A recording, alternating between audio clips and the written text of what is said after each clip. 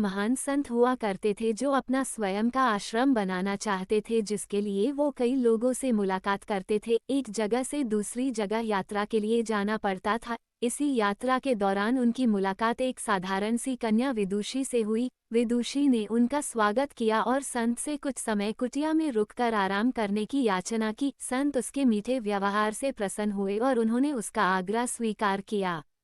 विदुषी ने संत को अपने हाथों का स्वादिष्ट भोज कराया और उनके विश्राम के लिए खटिया पर एक दरी बिछा दी और खुद फर्श टाट बिछाकर सो गई। विदुषी को सोते ही नींद आ गई। उसके चेहरे के भाव से पता चल रहा था कि विदुषी चैन की सुखद नींद ले रही हैं। उधर संत को खाट पर नींद नहीं आ रही थी। उन्हें मोटे नर्म गद्दे की आदत थी जो उन्हें दान में मिला था। वो रात भर विदुषी का सोच रहे थे कि वो कैसे इस कठोर जमीन पर इतने चैन से सो सकती है।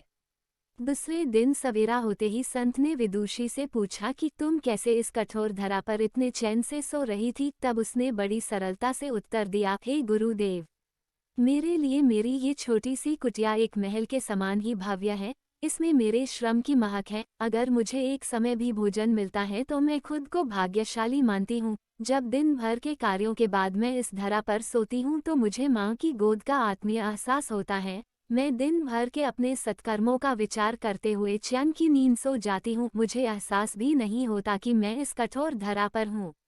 यह सब सुनकर संत जाने लगे। तब विदुषी ने पूछा, हे गुरुवर, क्या मैं भी आपके साथ आश्रम के लिए धन एकत्र करने चल सकती हूँ? तब संत ने विनम्रता से उत्तर दिया, बालिका, तुमने जो मुझे आज ज्ञान दिया है उससे मुझे पता चला कि चित्त का सुख कहाँ है। अब मुझे किसी आश्रम की इच्छा नहीं रह गई।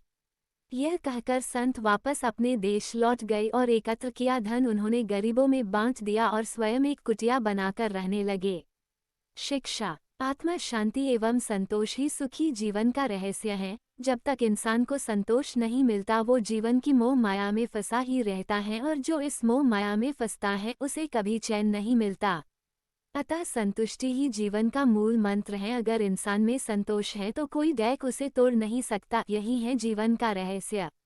अगर आपको यह कहानी अच्छी लगे तो कमेंट अवश्य करें। हम रोज आपके लिए ऐसी ही कहानी लेकर आएंगे।